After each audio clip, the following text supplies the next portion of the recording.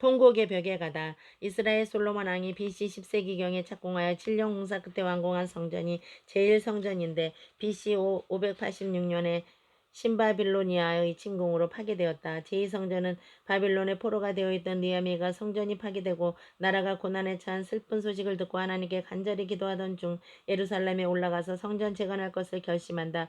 느헤미야가 예루살렘에 도착한 3일 후부터 성벽을 쌓기 시작하여 52일 만에 다 쌓고 제사장들과 여러 협력자가 같이 노력하여 완성한 성전을 제2성전이라고 한다. 이 성전은 BC 73년에 로마 장군 티투스가 예루살렘에 공격할 때 파괴하였으나 서쪽 성벽은 남겨두었는데 이것이 바로 통곡의 벽이라 이름이 붙여진 것이다.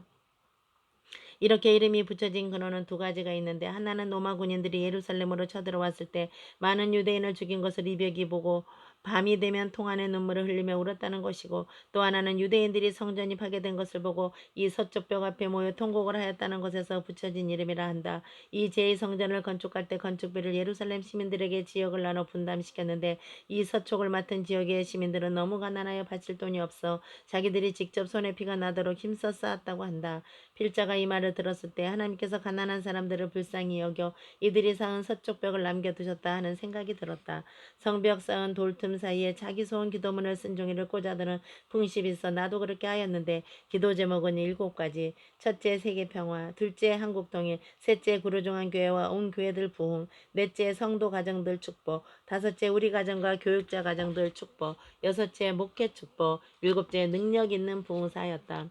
그 외에도 기도 제목이야 끝없이 많지만 우선 그렇게 쓴 종이를 벽에 꽂아두고 간절히 기도하는 마당으로 내려섰다. 유대인 제사장인지 검은 옷을 입고 머리 위에 키파라는 모자를 쓰고 검은 테로 만든 안경을 쓰고 꼿꼿이 서 있는 남자 곁으로 가서 간단히 인사하고 사진 한 장 찍기를 부탁하니 그는 도도한 표정으로 나를 바라보며 단칼로 베는 듯이 노하며 거절한다. 아, 예수께서 저런 바리새인들을 보시고 화 있을진저 외식하는 서기관들아 바리새인들이여 너희는 천국문을 사람들 앞에서 닫고 너희도 들어가지 않고 들어가려 하는 자도 들어가지 못하게 하는도다. 마태복음 23장 13절에 말씀하시며 책망하셨구나 하는 생각이 들었다.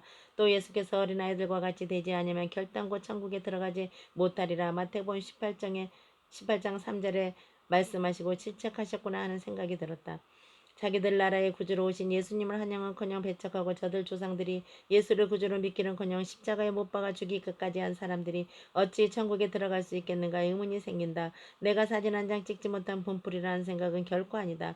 예수님께서도 좋게 보지 않으신 태도가 나 같은 사람에게도 좋게 보일 리가 만무한 일이 아니겠는가. 이 일을 정리하며 좋게 보이는 것이 어떤 것인지 몇 가지 찾아보았다.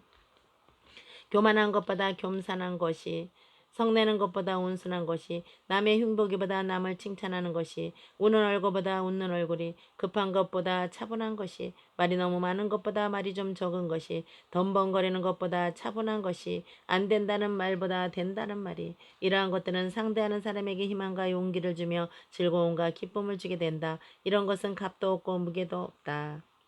마가의 다락방에 가다.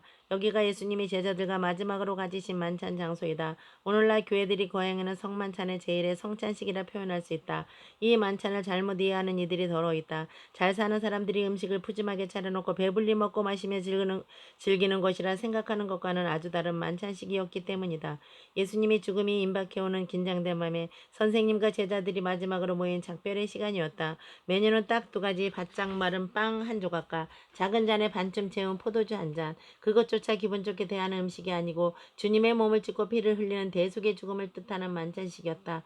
그러므로 우리가 이 일을 행할 때 예수님이 처음 행하신 성만찬식 때의 분위기를 생각하며 경건한 마음으로 해야 할 것이다. 겟세마네 동산에 올라가다. 통곡의 벽보다 약간 동쪽에 있는 것이라 동산이라고 부르게 된 것이라 생각된다. 동쪽이면 어떻고 서쪽이면 어떻겠나. 예수님 올라가셔서 피땀 흘려 기도하시다 잡혀가신 산이라 순례자들도 그곳에 올라가서 기도해보고 싶은 마음에 이 산에 오르는 것이리라. 겟세마네라는 뜻은 기름을 짠다라는 말인데 이 산과 산기슭에 감람나무가 많이 있어서 그 열매를 따서 기름을 짬으로 가인한 기인한 것이라 한다. 산 아래의 평지에 수령이 2000년 넘는 고목이 된 감람나무가 몇 그루 보존되어 있었다. 그 고목은 예수님께서 기도하시던 모습과 잡혀가시던 모습들을 생생하게 보았을 것이라 생각한다. 그 나무들을 보며 나무들아 그때 예수님께서 기도하시다가 잡혀가시던 슬픈 모습을 본대로 말해다오. 마음속으로 요청하고 귀를 기울이고 잠시 있었으나 묵묵무답이었다. 나무가 어찌 보며 말할 수 있겠는가. 못할 줄 알면서도 주님 사모하는 마음에서 해본 것이지요.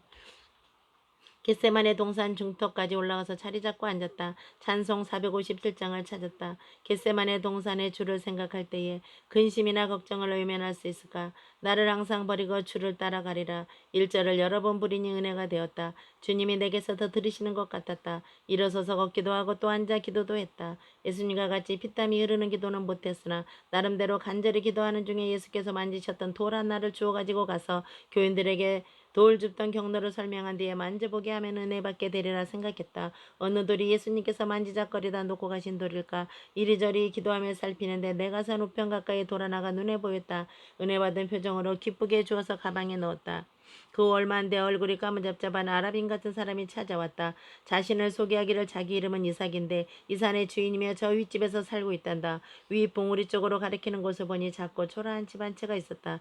따라가서 냉수 한 그릇 얻어 마시는 내려오면서 요단강을 보았느냐고 묻기에 아직 못 봤다고 했다. 그럼 내일 아침 숙소로 가서 내가 안내해 주리니 구경하러 가겠느냐 하기에 얼떨떨한 중에 예스하고 헤어져 숙소로 돌아왔다.